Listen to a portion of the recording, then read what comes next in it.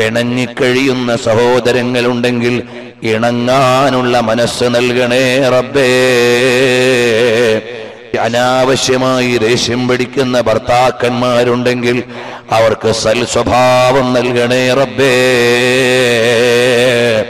ഭർത്താക്കളെ അനുസരിക്കാതെ ധിക്കാരം കാണിച്ച് ഭർത്താവിനെ കണ്ണുനീര് കുടിപ്പിക്കുന്ന പെണ്ണുങ്ങളുണ്ടെങ്കിൽ അവർക്ക് നല്ല വിനയത്തിന്റെ മനസ്സ് നൽകണേ റബ്ബേ. എന്റെ പെങ്ങന്മാരെ, ഒരു പെണ്ണ് മരിച്ചാൽ വസൗജുഹു റാളിൻ അൻഹാ, ഒരു പെണ്ണ് മരിക്കുകയാണ്, ഭർത്താവിന് അവളോട് തൃപ്തിയിലായിരുന്നു, എന്നാൽ ആ പെണ്ണ് സ്വർഗത്തിലാണ്. അപ്പോ ഓരോ പെണ്ണും ആലോചിക്കണം, ഞാൻ മരിച്ചാൽ എന്റെ ഭർത്താവിന് എന്നെക്കുറിച്ച് നല്ലതാണോ പറയാനുള്ളത്, അതല്ല കെട്ടിയെടുത്ത് കുണുങ്ങിയ പണ്ടാരം ഒഴിഞ്ഞു കിട്ടിയെന്നാണോ ചിന്തിക്കുക, അതല്ല എന്റെ ജീവിതത്തിന് എല്ലാ സന്തോഷവും നൽകിയ എന്റെ ജീവിതത്തിന്റെ പകുതിയായ നല്ലവളാണ് റബ്ബേ, അവൾക്ക് സ്വർഗം കൊടുക്കണേ റബ്ബേ എന്ന് ദുആ ചെയ്യാൻ പറ്റുന്ന അവസ്ഥയിലാണോ ഭാര്യമാരെ നിങ്ങൾ ജീവിക്കുന്നത് എന്നൊന്ന് ആലോചിക്കണേ. ഭർത്താക്കന്മാരോട് പറയട്ടെ, നബി സല്ലല്ലാഹു അലൈഹി വസല്ലം തങ്ങൾ വഫാത്താകാൻ നേരം നമ്മളെ വിളിച്ചു പറഞ്ഞതെന്താണ്? അന്നിസാ, സ്ത്രീകൾ നിങ്ങളുടെ മേൽ അമാനത്തേൽപ്പിക്കപ്പെട്ടവരാണ്, അവരുടെ അവകാശങ്ങൾ നിഷേധിക്കരുതെന്ന് അവസാന ശ്വാസത്തിന് മുമ്പും നമ്മളോട് വസിയ്യത്ത് ചെയ്തതാണ്.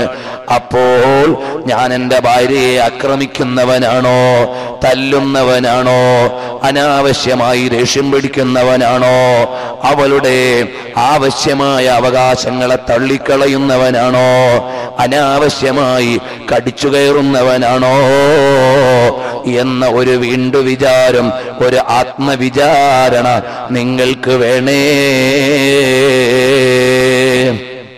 അങ്ങനെ നല്ല മനസ്സുള്ളവരായി, നല്ല കുടുംബങ്ങളായി, സമാധാനമുള്ള കുടുംബം വേണമെങ്കിൽ നല്ല സ്വരച്ചേർച്ചയുള്ള ഭാര്യാഭർത്താക്കന്മാർ, മാതാപിതാക്കളുള്ള വീട്ടിൽ മക്കൾക്ക് വലിയ ആനന്ദമാണ്, മക്കൾക്ക് വലിയ സന്തോഷമാണ്. ആ നിലക്ക് നല്ല വീടായി പോകണം.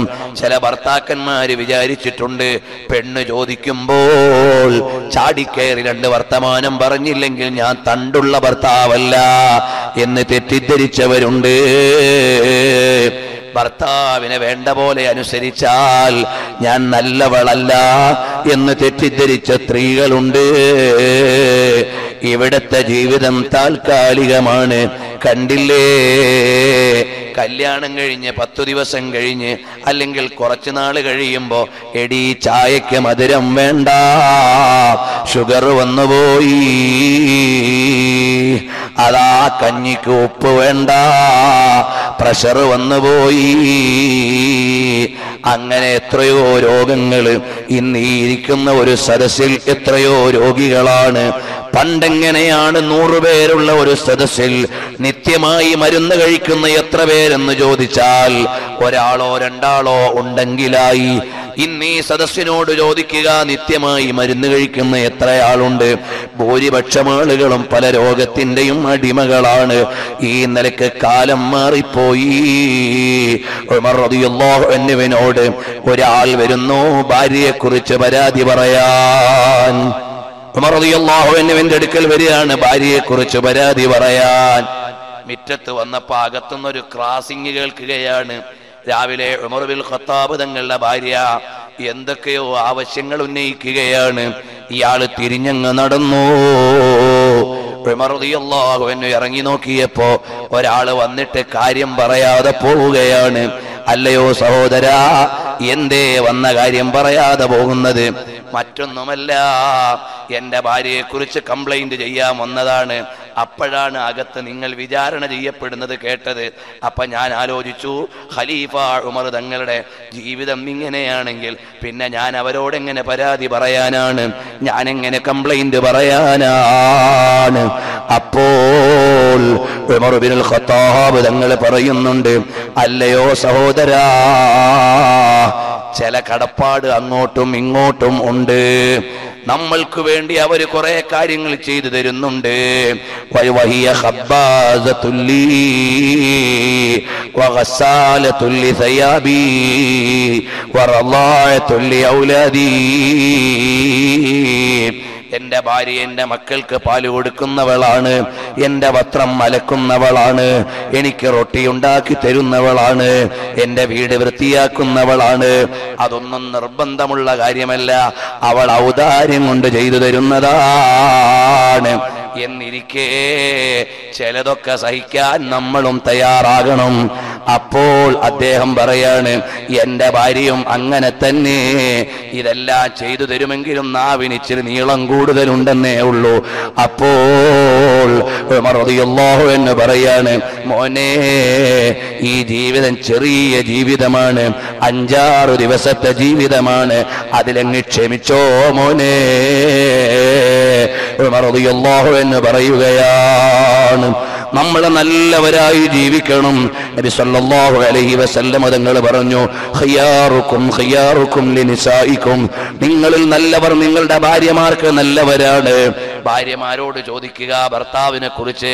അവൾക്ക് പറയാനുള്ളത്, അയാൾ ചോറ് കൊണ്ട് തരും, വീട്ടിൽ വരും, പക്ഷേ എന്ത് ചെയ്യാനാണ്, വീട്ടിൽ വന്നാൽ വലിയ മുസീബത്താണ് എന്ന അഭിപ്രായമാണോ നിങ്ങളുടെ ഭാര്യമാർക്ക് ഭർത്താക്കന്മാരെ കുറിച്ച് പറയാനുള്ളത്?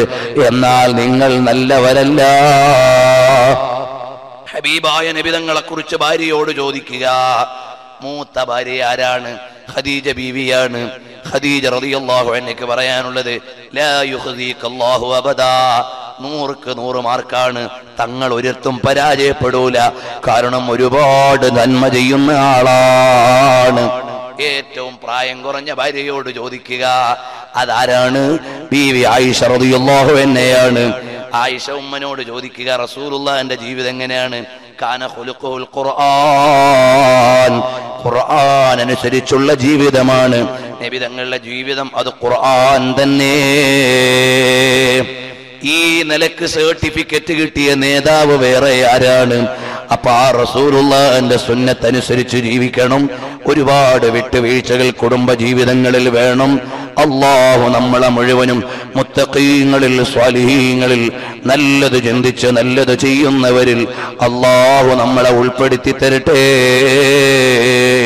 ഖൽബ് മുനവ്വറാക്കി തരട്ടെ.